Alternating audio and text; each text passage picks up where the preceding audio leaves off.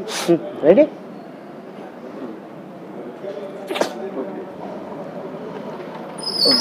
आपला परिचय पहिला सर्व मी पहिले विचारतो. आज आपण रवी भवन इथे आलेले आहात. इथे बैठक होती. काय सांगणार आहे? बैठक कशाबद्दल होती व आपली भूमिका काय राहणार आहे? मी भाऊ निर्भावणे, रिपब्लिकन पक्ष खोरीपचा महाराष्ट्राचा अध्यक्ष आहे. आज केंद्रीय सामाजिक न्याय मंत्री रामदासजी आठवले साहेबांनी पुढाकार घेऊन बैठक इथे आयोजित केली होती. मुंबईमध्ये यापूर्वी 4 बैठका झाल्या. त्या 4ही बैठकांना मी हजर होतो. बिहारमध्ये महाबोधी बुद्ध विहार जे आहे, ज्या ठिकाणी भगवान बुद्धाला ज्ञानप्राप्ती झाली आणि ज्या विहाराची निर्मिती सम्राट अशोकाने केली, ते महाबोधी बुद्ध विहार जे आहे ते सगळ्या जगातल्या बौद्धांचं श्रद्धास्थान आहे. आपल्या देशातल्या किंवा इतरही देशातल्या प्रत्येक धर्माचं प्रार्थनास्थळ त्या त्या धर्माच्या ताब्यात आहे.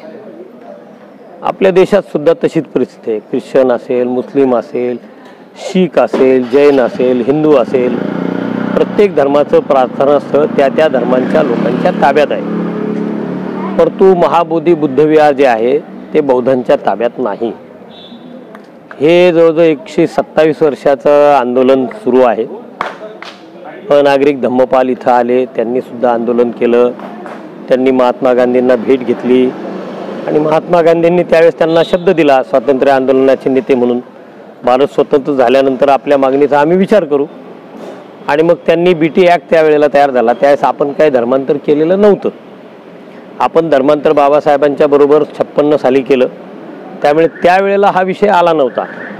आता नेमकं बाबासाहेबसुद्धा काही काळातच आपल्याला सोडून गेले.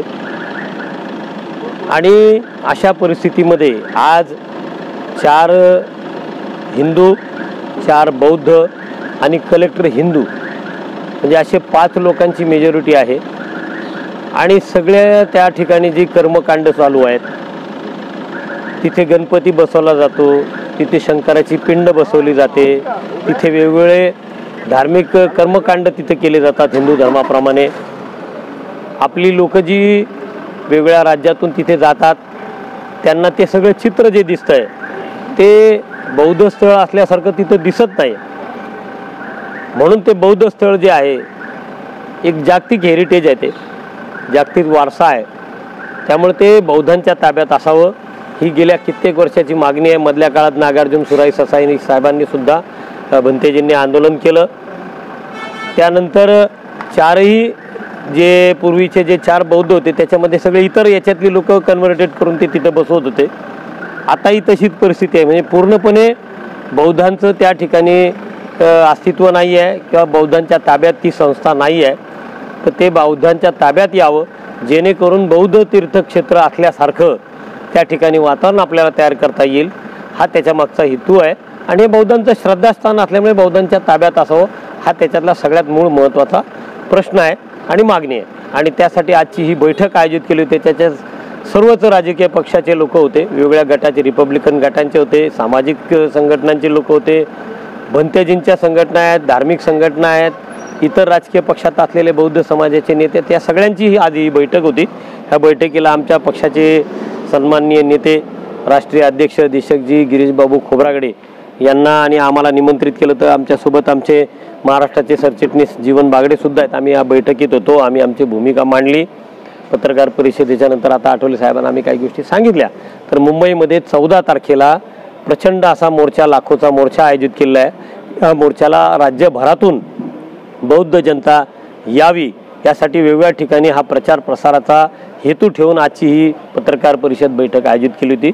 आणि माझी आजच्या ह्या पत्रकार परिषदेच्या माध्यमातून विदर्भातल्या सर्व आंबेडकरी जनतेला, बौद्ध जनतेला ही विनंती आहे की 14 ऑक्टोबरला मुंबईमध्ये जो प्रचंड असा विशाल मोर्चा लाखोच्या संख्येने होणार आहे त्याच्यात आपण सुद्धा सहभागी व्हावं हे या निमित्ताने मी नम्र आवाहन करतो. धन्यवाद. जय भीम. साहेब आपण खोरीपाचे राष्ट्रीय अध्यक्ष आहात. आपल्याला आज बैठकीमध्ये आठवले साहेबांनी बोलवलं, तर आपल्या पार्टीतर्फे इथे पूर्ण समर्थन आहे का? आज मी रिपब्लिकन पक्ष खोरीपाचा राष्ट्रीय अध्यक्ष या नात्याने आणि रामदासजी आठवले केंद्रीय मंत्री तथा जोगेंद्रजी कवाडे, राजेंद्र गवईजी आणि या सर्वांनी निमंत्रित रिपब्लिकन पक्ष खोरीपाला निमंत्रित केलं। त्यामध्ये मी देशक खोब्रागडे राष्ट्रीय अध्यक्ष या नात्याने या सभेला, या पत्रकार परिषदेला येत असताना गेल्या 4 बैठकामध्ये मुंबईला ज्या बैठका झाल्यात त्या ठिकाणी आमचे प्रतिनिधित्व म्हणून भाऊ निर्मोनींनी पहिलेपासूनच आम्ही भूमिका क्लिअर केलेली आहे की आम्ही आपले हेवेदावे विसरून रिपब्लिकन पक्षाचा गटातटाचा राजकारण बाजूला ठेवून एक बौद्ध अनुयायी म्हणून आम्ही सर्वजण या ठिकाणी एकत्र आलेलो आहोत। ज्या ठिकाणी राजकीय संघटनाच्या व्यतिरिक्त सामाजिक संघटना असतील आणि बाकीच्या ज्या काही संघटना असतील, आम्ही सर्व एकोप्याने येऊन हा बोधगया म्हणजे धार्मिक मुक्ती आंदोलन, धार्मिक स्थळ जे आपलं आहे त्याला मुक्त कसं करण्यात येईल आणि समोरच्या येणाऱ्या काळामध्ये ते कशा रीतीने त्याची अंमलबजावणी होऊन त्याचं स्वरूप कसं असलं पाहिजे या अनुषंगाने आम्ही या ठिकाणी एकत्र आलेलो आहोत।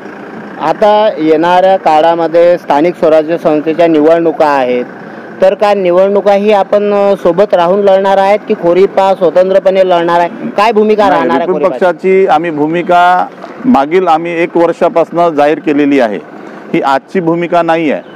समविचारी रिपब्लिकन पक्ष आम्ही कोणाही सोबत युती न करता समवैचारिक रिपब्लिकन पक्षाची युतीची एक मोठ बांधून, म्हणजे ज्याच्यामध्ये आम्हाला काँग्रेस असेल, राष्ट्रवादी असेल किंवा भाजपासुद्धा असेल किंवा शिवसेना असेल, शिवसेनेचे दोन्ही गट असतील किंवा इतर तर कोणतेही असे असणारे जे पक्ष आहेत, आम्ही आपलं स्वतंत्र आपली भूमिका ठेवत समविचारी रिपब्लिकन पक्षाची आमची युती होईल आणि ते मोठ बांधून आम्ही स्थानिक स्वराज्याच्या निवडणुका असतील, जिल्हा परिषद असतील, महानगरपालिका असतील, या सर्व निवडणुकीला आम्ही समोर जाण्याच्या दृष्टिकोनातून सीटांच्या संदर्भात फार मोठा विषय नाही आहे। सीटा या आपसामध्ये तडजोडीने होतील, कमी लढू पण योग्य रीतीने लढू आणि या महाराष्ट्रामध्ये रिपब्लिकन ही मोठ ही बांधून आपण नक्कीच खाते खोलू असं मला या ठिकाणी आवाजून सांगायचं काही मतभेद नाहीत। आणि आज अशोका विजयादशमीच्या दिवशी धम्मचक्र प्रवर्तन दिनाच्या निमित्त आपण सर्व रिपब्लिकन चळवळीला मानणारा, बौद्ध वर्गाला मानणाऱ्या वर्गांना मी परत एकदा धम्मचक्र प्रवर्तन दिनाच्या शुभेच्छा देतो। जय भीम।